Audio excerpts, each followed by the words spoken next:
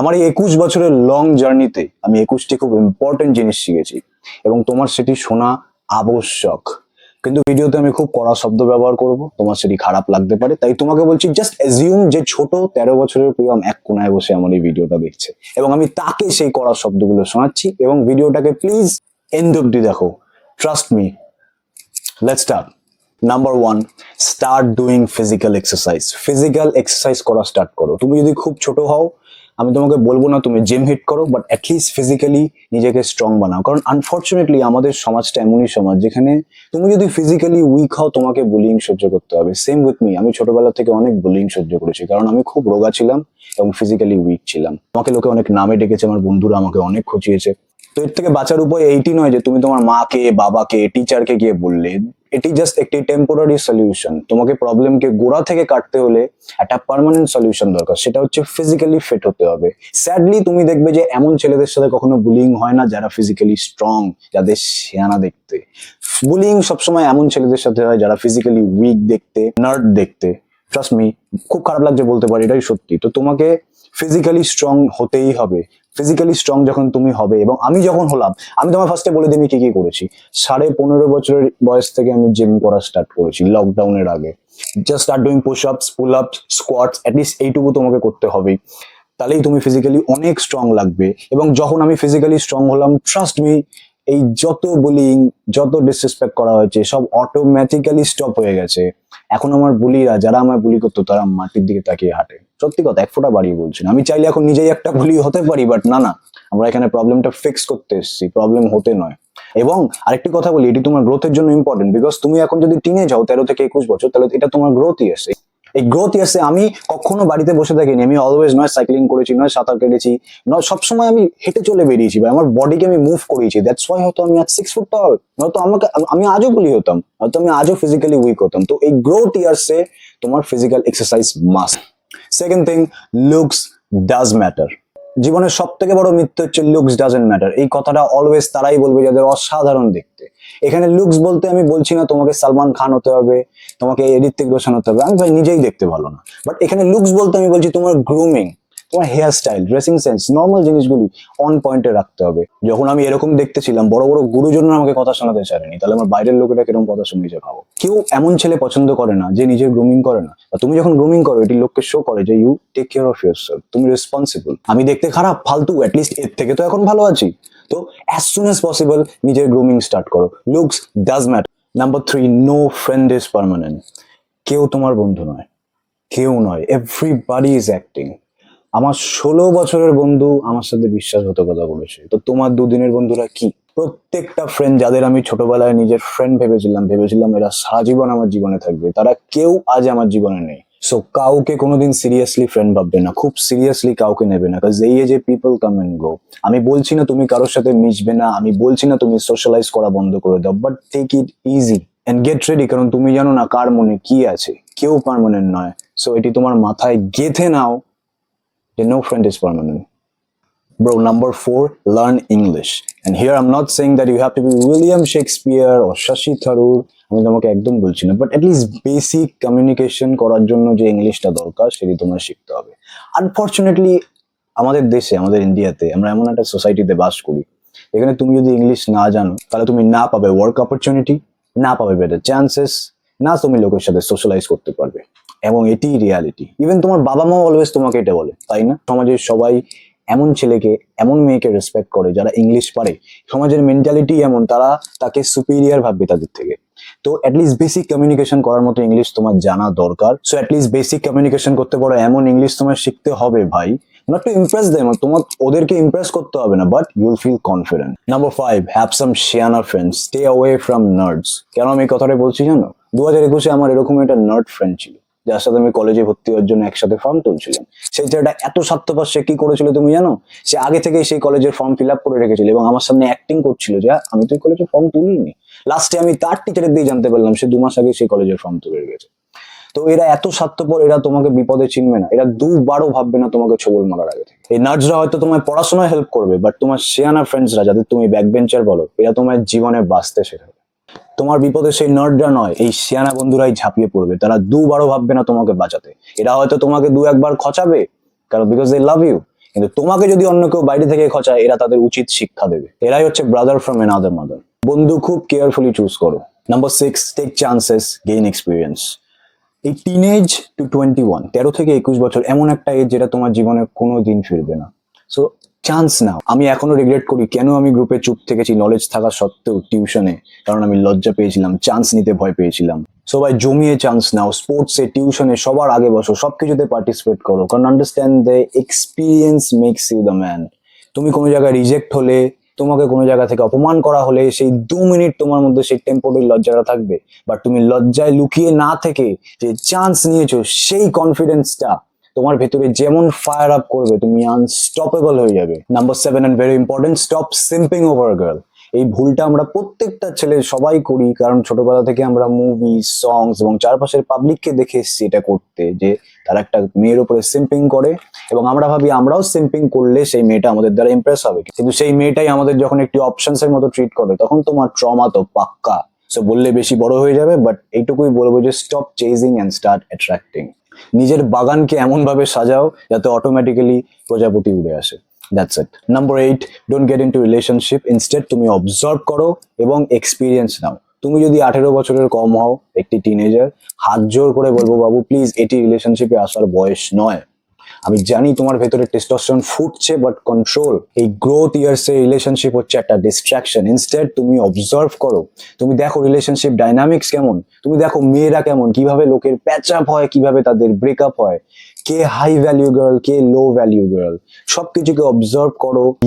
Young এজে মানুষ এত মিস্টেক করে যেটা তোমার লাইফকে সেকেন্ডে বরবাদ করে দেওয়ার জন্য যথেষ্ট। তো ইটস লাইক, এটাকে ইমাজিন করো, ইটস লাইক যুদ্ধে যাওয়ার আগে ট্রেনিং এমনই। এবং তুমি যখন প্রিপেয়ার হয়ে, when you're going to be 18, তুমি যখন রিলেশনশিপের ডেটিং গেমে তুমি এন্টার করবে, তুমি হবে একটা প্রো, কারণ তুমি সব জানো। সো সবকিছুকে অ্যানালাইজ করে তুমি যখন এই ডেটিং গেমে পরে এন্টার করবে, এটি হবে তোমার জন্য জল ভাত, কারণ তুমি এমন একটা দেশে প্রবেশ করবে যার অলি গলি রাস্তাঘাট তুমি সব জানো, এবং তুমি তার ডেস্টিনেশন রিচ করবে উইদাউট গেটিং লস্ট। সেটি হচ্ছে তোমার জন্য একটি হাই ভ্যালু ফিমেল খোঁজা, বুঝলে? Number 9, stay away from trends and fear of missing out. আমার জীবনে একটি জিনিস আমার বুঝতে যেটি খুব দেরি হয়ে গেছে, সেটি হচ্ছে কি আমার বুঝতে দেরি হয়ে গেছে যে ইন্টারনেট একটি ফেরি টেলের দুনিয়া। এটিকে আমি রিয়েল ওয়ার্ল্ড ভাবতাম। তুমি জানো, যখন আমি ফেসবুক করতাম, তখন এমন কিছু শিয়ানা বর্দারা আছে না, যারা পিকচার পোস্ট করতো, যাদের পিকচারের 900,000টা লাইক আসতো। আমি তাদের পিকচার দেখতাম, খুব দুঃখ করতাম, আমার পিকচারে কেন আসে না? আমি মনে হয় শিয়ানা নই, আমার কেন 900,000 খানা লাইক আসে না? আমি এইটা বুঝিনি যে 900,000টা লাইক যদিও আমার পিকে আসতো, আমি স্টিল একটা লুজার থাকতাম, কারণ এরকম মেন্টালিটি নর্মাল নয়। ট্রেন্ডস এবং ইন্টারনেটকে ফলো করলে তুমি জাস্ট হবে একটা গরুর পালের গরু, যে সবার চোখে নর্মাল। সো ইন্টারনেটকে শুধুমাত্র ইন্সপিরেশন নেওয়ার জন্য ব্যবহার করো, নট ফর কম্প্যারিজন। না ট্রেন্ডস ফলো করবে, না ফোমোতে পড়বে, যেটা 100% লোকেদের মধ্যে এখন আছে। প্লিজ নিজেকে বাঁচাও। Number 10, sleep is very important. আমার জীবনে আমি খুবই থ্যাঙ্কফুল যে আমি এই জিনিসটা বুঝেছিলাম যে ঘুম আমার জন্য কতটা ইম্পর্টেন্ট। আমি কোনো কিছুর জন্য কোনোদিন আমার ঘুমকে স্যাক্রিফাইস করিনি। আমি অলওয়েজ প্রপার 8 ঘন্টা ঘুমিয়েছি। তোমাকে বুঝতে হবে যে এই গ্রোথ ইয়ার্সে তুমি যদি প্রপার 8 আওয়ার্সে স্লিপ না নাও, জাস্ট লাইক দ্যাট, যে একটা ফোন ফর এক্সাম্পল, একটা ফোন, তার যেমন চার্জিং প্রয়োজন প্রপারলি ফাংশন করার জন্য, আমরা হচ্ছে তেমন একটা ডিভাইস, একটা ফোন, সেই ঘুম হচ্ছে আমাদের চার্জ। প্রপারলি ফাংশন করার জন্য উই নিড প্রপার স্লিপ। তো আমি ঘুমিয়েছিলাম বলেই আজ হয়তো আমি 6 ফুট, আজ হয়তো আমার প্রপারলি গ্রোথ হয়েছে, নয়তো আমি মেবি নাটা থাকতাম, সবাই আমার আগের মতো খচাতো, আগের মতো বুলি হতাম। সো সাবকনসিয়াসলি হোক, কনসিয়াসলি হোক, এটি বোঝো যে স্লিপ ইজ ভেরি ইম্পর্টেন্ট, ঘুম সবার আগে। নাম্বার 11, তোমার সিক্রেট কোনোদিন তোমার বেস্ট ফ্রেন্ডের সাথে শেয়ার করবে না। আমি তোমার আগেই বলেছিলাম, নো ফ্রেন্ড ইজ পার্মানেন্ট, কোনো ফ্রেন্ড পার্মানেন্ট নয়। ঠিক তেমনই এখনো বলছি যে কোনো সিক্রেট তোমার বেস্ট ফ্রেন্ডের সাথে হোক বা কোনো ফ্রেন্ডের সাথে হোক শেয়ার করবে না। আর গিভ আ ফাক, সেটা তোমার বেস্ট ফ্রেন্ডই হোক না কেন, আজ আছে কাল নেই, তুমি হয়তো জানো না। সেটাই হচ্ছে তোমার জীবনের মির্জাফর, সুযোগ বুঝে।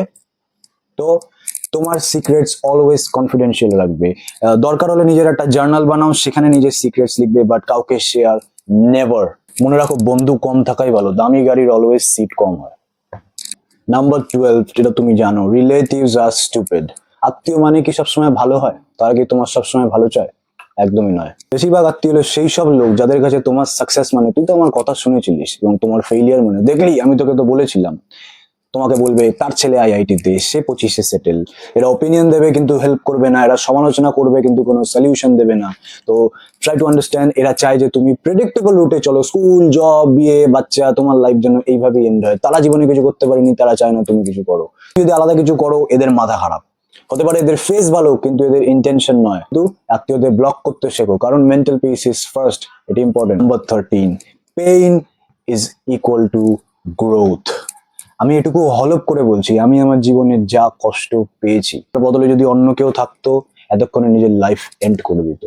ফর এক্সাম্পল, আমি আমার নিজের ফ্যামিলিকে ভাঙতে দেখেছি, বিভিন্ন ফেলিয়ার ফেস করেছি। আমি আমার নিজের ঢোল নিজে পেটাতে চাই না, বাট এটুকু বলি, আমার 21 বছরের লাইফে আমি সব থেকে থ্যাঙ্কফুল যেটার প্রতি, সেটা হচ্ছে আমি একটা পেইনফুল লাইফ পেয়েছি। এই মোমেন্টস গুলো আমি পেয়েছি। আন্ডারস্ট্যান্ড ভাই, একটা ছেলের জীবন এমনই, তোমাকে বুঝতে হবে যে তুমি জেতার ফিলিংটা কখনোই সেইভাবে উপভোগ করতে পারবে না যদি না তুমি যেন হেরে যাওয়া কাকে বলে। ভগবান সেই মোমেন্টস গুলো আমাকে দিয়েছেন এবং আমি ভেরি থ্যাঙ্কফুল।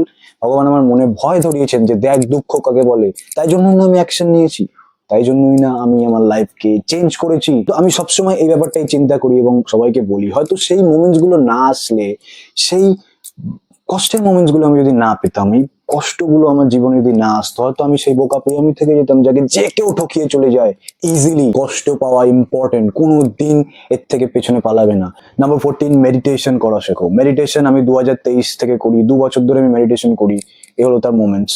তুমি বুঝতে হবে, মেডিটেশনের দ্বারা তোমার মাইন্ড শান্ত হয়, তোমার ডিসিশন মেকিং পাওয়ারকে একটা সুপার লেভেল নিয়ে যায় এবং তোমার স্ট্রেস হরমোন কম হয়, কর্টিসল লেভেল কম হয়, যার ফলে তুমি বেটার ফাংশন করতে পারো। এবং প্লিজ স্টার্ট গেটিং রিলিজিয়াস, ধর্মপরায়ণ হও। ধর্ম মানে ভণ্ডামো নয়, ধর্ম মানে হচ্ছে যেটি, এটি হচ্ছে লাইফস্টাইল যেটি তোমার জীবনের উন্নতি ঘটায়, তোমার জীবনে গ্রোথ আনে। সো প্লিজ কুল হয়ে এথিস্ট হতে যেও না, এগুলো একটা বুজরুকি। স্টার্ট গেটিং রিলিজিয়াস প্লিজ, তুমি যে ধর্ম থেকে বিলং করো। নাম্বার 15, কোনোদিন অনলাইন রিলেশনশিপ বা অনলাইন ফ্রেন্ডশিপে যাবে না। তুমি একটি কুকুরকে হাওয়ায় খাওয়ানোর ভান করলে কি হবে? কুকুরটির মুখটা লালায় ভিজে যাবে এবং কিন্তু পেট খালি থাকবে। এক্স্যাক্টলি এটাই হচ্ছে তোমার অনলাইন রিলেশনশিপ বা ফ্রেন্ডশিপ। সিঙ্গেল থাকবে বাট কোনোদিন অনলাইন রিলেশনশিপে যাবে না। প্লিজ ট্রাই টু আন্ডারস্ট্যান্ড, এটা হচ্ছে দ্য ইজিয়েস্ট ওয়ে তোমাকে ডিপ্রেশনে ফেলার। এইসব বুজরুকিতে পা দিলেই গর্তে পড়বে। যা করবে প্রেজেন্ট থেকে রিয়েল লাইফে করবে। স্বপ্ন দেখো না, স্বপ্নের দুনিয়ায় বেচো না, এটি একটি স্বপ্নের দুনিয়া, একটা স্ক্যাম। নাম্বার 16, পার্সোনালিটি ডেভেলপমেন্ট শেখো, নিজেকে ডেভেলপ করো অ্যান্ড প্লিজ স্টার্ট অবজার্ভিং। 2019-এ আমার মধ্যে এত ইগো এসে গেছিল না, আমি তোমায় কি বলবো, আমি ভাবতাম যে ইগো মানেই পার্সোনালিটি। কি স্টুপিড না, যার যত ইগো তার তত পার্সোনালিটি। কারণ 2018 অব্দি আমি ছিলাম একটা বলদ প্রো ম্যাক্স। 2019-এ যখন আমি একটু কিঞ্চিত শিয়ানা হলাম, তখন আমার মাথায় এই ভ্রমটা ঢুকে গেছিল। তারপর আমি নিজে পার্সোনালিটি ডেভেলপমেন্টের ক্লাস নিয়েছি, that really help me a lot ভাই। দুনিয়াতে তুমি আগলি হলেও চলবে, বাট তোমার personality as a man the most important. For example, like তোমার কমিউনিকেশন স্কিলস এটার মধ্যে পড়ে। তোমার কমিউনিকেশন স্কিলসকে অন পয়েন্ট বানাতে হবে। আমার পিসি অলওয়েজ একটি কথা বলে যে একটি সেলসম্যান যে কথা বলতে পারে না, তাকে মানুষ 2 মিনিটে দূর দূর করে বাড়ির দরজা থেকে তাড়িয়ে দেবে। বাট যে কথা বলতে পারে, সেই সেম সেলসম্যানের সাথে 5 মিনিট কথার নাম করে কখন 5 ঘন্টা কেটে যাবে তুমি জানতে পারবে না। তো it's everything about personality. Please তোমার চারপাশের ম্যাগনেটিক পার্সোনালিটি আলা লোকেদের অবজার্ভ করো, তাদের থেকে ইন্সপায়ার হয়ে এই গুণটি অ্যাডপ্ট করো। প্লিজ ডোন্ট বি ইগোয়েস্টিক হেও না, লাইক 15 বছরের প্রিয়মের মতন, please. Number 17, no one cares. কারো তোমার ব্যাপারে কিচ্ছু যায় আসে না এবং তোমাকে বাঁচাতে কেউ আসবে না। WWE দেখো, দেখবে রয়্যাল রাম্বলে 30 জন রেসলার থাকে। সেখানে কিছু রেসলার কি ভুল করে জানো? তারা ভাবে তাদের সাথে সবাই মিলে, কোন একটা রেসলারের সাথে মিলে তারা বাকিদের এলিমিনেট করবে, বাট সেই ভুলটাই করে, তাদের সাথে সবসময় বিশ্বাসঘাতকতা হয়। এবং এক্স্যাক্টলি তোমার লাইফ হচ্ছে একটি royal Rumble, because every man for himself. সবাই তাদের নিজেদের জন্য বিজি। সো আন্ডারস্ট্যান্ড যে তোমাকে কেউ বাঁচাতে আসবে না। সবাই প্রিটেন্ড করবে আমি তোর সাথে আছি, আমি তোর বিপদে পাশে আছি, কিন্তু বিপদের টাইমে তুমি কাউকে দেখতে পারবে না। সবাই অ্যাক্টিং করছে। এবং স্টপ ক্রাইং। আমি কান্নার এগেনস্টে, কেন জানো? আমি মনে করি কান্না একটা পাপ। আমি জানি না লাস্ট আমি কবে কেঁদেছিলাম। যবে দিয়ে বুঝলাম কারো কিছু যায় আসে না, তবে দিয়ে কাঁদিনি। তুমি তোমার বাবাকে কোনোদিন কাঁদতে দেখেছো? আমি কোনোদিন দেখিনি। টিল দিস ডেট, আমার 21 বছরের জীবনে আমার বাবার চোখে আমি আজ পর্যন্ত এক ফোঁটা জল দেখিনি। কারণ বোঝো, তোমার বাবারা হচ্ছে বট গাছ, আমাদের বাবারা হচ্ছে বট গাছ। বাবারা জানে নো ওয়ান কেয়ার্স, তারা হয় পিলার, তারা হয় বট গাছ। তারা জানে তাদের সংসারকে তারা না বাঁচালে কেউ বাঁচাতে আসবে না। তো নিজের বাবার মতো হও। আমি তো ভাই আমার বাবা ঠাকুর দেখে দেখে বড় হয়েছি। এবার তুমি যে কাকে দেখে কাদার ইন্সপিরেশন পাও, আই ডোন্ট নো। নাম্বার 18, কৃতজ্ঞতা প্র্যাকটিস করো তাদের প্রতি যারা তোমাকে বিপদে দেখেছে। এটি যেমন সত্যি যে রিলেটিভসরা স্টুপিড হয়, ফ্রেন্ডসরা পার্মানেন্ট নয়, ঠিক এটাও সত্যি যে তোমার বিপদে এমন কেউ না কেউ থাকবেই যে তোমার বিপদে দেখবে, সেটি একজন হোক দুজন হোক, আই ডোন্ট কেয়ার। আমি জানি আমার জীবনে তারা কে এবং তাদের প্রতি আমি কৃতজ্ঞ, চিরকৃতজ্ঞ। তোমার টিচার হোক, তোমার আত্মীয় হোক, তোমার বন্ধু হোক, তোমার ভালোবাসার কোনো মানুষ হোক, তাদের প্রতি সাবমিশন প্র্যাকটিস করো, তাদের প্রতি কৃতজ্ঞ থাকো। আজ তোমার বিপদ কেটে গেছে মেনে এই নয় যে তুমি তাদের ভুলে যাবে। স্বার্থপরতা ভালো, সেটি কাদের সাথে? যারা নিজেরাও স্বার্থপর। বাট এইসব মানুষরা, মনে রাখবে, যখন তোমার কেউ ছিল না তখন ছিলাম আমি, এখন তোমার সব হয়েছে, পর হয়েছি আমি, এটি যেন না হয়। প্লিজ স্বার্থপর হয়েও না, এটি তোমার শোভা দেয় না। Number 19, money is everything. কিছু লোক এখানে খুব চেতে যাবে, খুব কন্ট্রোভার্সিয়াল পয়েন্ট এটা। অনেক লোক বলবে না, money can not by happiness. তুমি বুঝো যে এইসব কথা সবসময় তারাই বলে যাদের অগাধ টাকা, অগাধ টাকা, তারাই এইসব বলে। কোনো গরিব মানুষকে তুমি বলতে শুনবে টাকা সুখ বাই করতে পারে না? অবভিয়াসলি পারে। তারা খেতে পাচ্ছে না, তাদের চাই টাকা। এই মুহূর্তে টাকার গুরুত্ব তাকে জিজ্ঞেস করো যার 1 কাঠা জমি কিনে বাড়ি করার টাকা নেই। সে চাইছে একটুখানি জমি কেনার জন্য টাকা। টাকা হচ্ছে জলের মতন, মানি ইজ লাইক ওয়াটার। এটি তোমায় সুখী করবে না, এটি তোমায় হ্যাপি করবে না, বাট তুমি এটি ছাড়া বাঁচতে পারবে না। You need it. এবার এইসব পাগল ছাগল কথাবার্তা বলবো না যে তোমাকে 21 মিলিয়নের হতে হবে, তুমি এই যে কোটিপতি হতে পারবে না। বাট আমি বলছি জাস্ট একটা বেসিক টাকা কামানোর স্কিল শিখে রাখো, যাতে পরে তোমার কোনো প্রবলেম না হয়। অ্যাটলিস্ট তুমি একটা basic amount of money earn করতে পারো, not in like traditional way, but আলাদাভাবে। এই ফিলিংটা না খুব ভালো। যখন আমি বেরিয়েছিলাম আমার কটা ছেলে মেয়ে বন্ধুদের সাথে, যাদের কাছে 100 টাকা পড়ে আছে, বাট সেই মুহূর্তে আমার কাছে হাজার হাজার টাকা। সেই ফিলিংটা তো ভাই আমার খুব ভালো লাগে, সেটি আমাকে হ্যাপি করে বিকজ অফ মানি। তো সেই মিঠুনদার গানটা মনে করো, যখন মিঠুনদা বলেছিল জন্মের আগেও টাকা চাই, জন্মের পরেও টাকা চাই, বাঁচতে গেলেও টাকা চাই, হসপিটালেও টাকা চাই, মরার সময়ও টাকা চাই, মরার পরেও সাধ্য শান্তি করার জন্য টাকা চাই। তাহলে এটা বোকামো পাগল ছাগল কথাবার্তা যারা বলবে যে টাকা তো মোহ মায়া।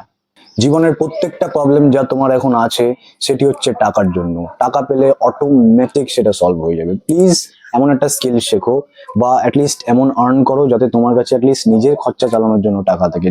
ট্রাই টু আন্ডারস্ট্যান্ড, আমি জীবনের এক্সপিরিয়েন্স দিয়ে বলছি, টাকা seriously makes you happy. Number 20, কাজ কাজ কাজ। Start doing work. আর কোনোদিন নিজের ভাগ্যকে দোষ দেবে না, নেভার কোপ।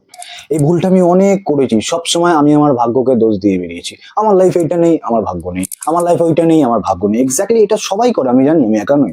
আমি জানি না, আই ডোন্ট কেয়ার তুমি নাটা, তুমি পাগল, তোমাকে দেখতে খারাপ। তোমার জীবনের সব প্রবলেমের একটাই সলিউশন হচ্ছে ওয়ার্ক ওয়ার্ক ওয়ার্ক। কাজ করতে হবে। আমরা এমন ভাবে ফাংশনড যে আমাদের অলওয়েজ কাজ করে যেতে হবে, অলওয়েজ। একটি পড়ে থাকা ছেলেকে নিজের বাড়ির লোক, তোমার বাবা মা কুলাঙ্গার বলে গালি দেবে, তাহলে বাইরের লোক কিভাবে তোমায় ট্রিট করবে? ইভেন তুমি ট্রাই করে দেখো, তুমি তোমার নিজের ভাগ্যকে দোষ দাও, তারপরে তুমি বিছানায় পড়ে থাকো, টেম্পোরারিলি তোমাকে হ্যাপি করবে, যেটা আমার সাথেও হয়েছে। কিন্তু কদিন পরে তুমি ডিপ্রেসড হয়ে যাবে। কেন? তুমি খালি বসে আছো। তাই ওয়ার্ক করতে হবে, অলওয়েজ ওয়ার্ক ভাই। প্রত্যেকটা প্রবলেমকে সলভ করতে হলে তোমাকে কাজ করতেই হবে। নিজের লাইফের একটা পারপাস রাখো। তোমার জীবন, তুমি মনে করো যে ভগবান তোমাকে মানুষ বানিয়েছে ফর সাম রিজনস, বসে থাকার জন্য নয়। তোমাকে কাজ করতেই হবে। সলিউশন পেতে হলে কাজ মাস্ট। ওয়ার্ক, কাজ বলতে এই না গাধার মতো খাটনি, কাজ বলতে টেকিং অ্যাকশন, অ্যাকশন নিতে হবে। So start doing work. এতদিন কাজ না করে তোমার জীবনে কি হয়েছে? কিচ্ছু হয়নি। তো কাজ করেই দেখো। তুমি ভাবছো কাজ করলেও আমার জীবনে কিছু চেঞ্জ হবে না, বাট কাজ না করে কি চেঞ্জ হয়েছে? কিচ্ছু হয়নি। এটাই হবে যে start doing work. Number 21 and last point, কোনোদিন নিজের ইমোশনের বসে চলবে না। টেক অ্যাকশন, লজিক্যাল ব্রেনে আসো। ইমোশনের বসে কোনোদিন কোনো মানুষ জিততে পারেনি। তোমার বাবার এক্সাম্পল তোমায় দিই, আমার বাবার এক্সাম্পল, তোমার বাবার এক্সাম্পল। তুমি কোনোদিন তোমার বাবাকে বলতে শুনেছো, ভাই আজ না আমার মন করছে না, আজ আমার মুড নেই, তাই আমি আজ কাজে যাবো না? কোনোদিন শুনবে না, কারণ তোমার বাবারা, আমাদের বাবারা লজিক্যাল মাইন্ডে থাকে। তো অ্যাজ এ ম্যান তুমি তোমার বাবার মতো হও। লজিক্যাল মাইন্ড সব সময় যেতে। আই ডোন্ট কেয়ার তোমার কাছে জিম নেই, তোমার খাওয়ার টাকা নেই, বাট তোমার কাছে তখন রাইট থিং কি? তোমার কি মনে হয় তখন কি করা উচিত? বসে কাঁদা উচিত, নাকি তোমার গিয়ে অ্যাটলিস্ট জিম নেই তো পুশ আপ মারা উচিত? পুশ আপ মারা উচিত।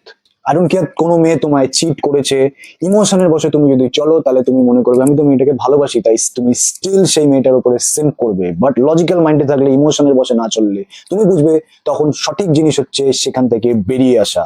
You have to walk away. ইমোশনের বসে চললে এটি অলওয়েজ তোমায় নিয়ে ডুববে। সো ইমোশনসকে কন্ট্রোল করাটা খুব কঠিন, আই নো। সো ইমোশনসকে ডাইভার্ট করো, তার জন্য তোমাকে অলওয়েজ তোমার কাজে বিজি থাকতে হবে, কারণ তুমি যখন বিজি থাকো তোমার ইমোশনসে চলার টাইমই নেই, ইমোশনাল তুমি হও না, তুমি তখন তোমার লজিক্যাল মাইন্ডে থাকো। কিন্তু তুমি যখন খালি বসে থাকো তখনই তোমার সাথে এইসব হয়, তখনই তুমি ইমোশনাল হয়ে যাও, যত চিন্তা যত খারাপ চিন্তা তখন তোমার মাথায় আসে। তুমি তোমার ইমোশনাল সাইড যদি কাউকে শো করো তাহলে বোঝো তোমায় তারা ইউজ করে ফেলে দেবে, এটাই সত্য, এটাই রিয়ালিটি। তাই অলওয়েজ শো যে তোমার লাইফ খুব ইন্টারেস্টিং, তোমার কিচ্ছু যায় আসে না কেউ তোমার লাইফে থাকুক বা না থাকুক, কারণ at the end it's only you. তুমি একা, ইউ আর ম্যান, তুমি একজন পাহাড়, তুমি একটা স্পঞ্জ নাও যাকে যে কেউ এসে চিপকে চলে যাবে। এই দুনিয়ায় তোমার ইমোশনস দেখে তোমাকে 2 মিনিটের জন্য অনেক লোক পাবে যারা তোমাকে সিম্প্যাথি দিয়ে দেবে, বাট তোমার পেছনে গিয়ে সেই সেম ব্যক্তিরা, সেই সেম মানুষেরা তোমার নামে নিন্দা করবে, কারণ এটাই তাদের স্বভাব, বলবে তুমি কমজোর। তাই সেই পাহাড়টি হও, তুমি তোমার ইমোশনস শো করো, তুমি কাঁদো বাট একা বসে, দরকার হলে নিজের ডায়েরিতে। আবারও বলছি, তোমার ইমোশন শুধুমাত্র জানবে তোমার ডায়েরি, নয় তোমার বাবা মা, আদারওয়াইজ কেউ নয়। সো সেই পাহাড়টি হও যার উপরে সবাই রিলাই করতে পারে। লজিক্যাল হও, ইমোশনস এর বসে কখনো চলো না, এটি আমার লাস্ট স্টেপ, সব থেকে বড় important tip I gave you. আমার 21 বছরে থেকে শেখা প্রত্যেকটা জিনিস আমি তোমায় কিছু মিনিটের মধ্যে বলে দিলাম। এটি সবসময় মেনে চলো যে লাইফ কখনো সোজা হবে না, কোনোদিন এক্সপেক্ট করবে না যে তোমার লাইফ সোজা হয়ে যাবে। আমার জীবনে আমি একটা জিনিস শিখেছি যে লাইফ কখনো সোজা হয় না, তুমি শুধু শক্তিশালী হয়ে যাও, লাইফের সাথে অভ্যস্ত হয়ে যাও, কোনো প্রবলেমই তোমার তখন ভাঙতে পারে না। মনে করো সেই হসপিটালে হার্ট রেট মনিটরে কি দেখায়, তোমার যতক্ষণ উথাল পাতাল হচ্ছে মিন্স তুমি বেঁচে আছো, যখনই সেটা সমান হবে you're dead। আমি সত্যি তোমাদের সবার ভালো চাই, কোনো কিছু খারাপ লাগলে very sorry for that. I love you very much, bro. Bye. Bye.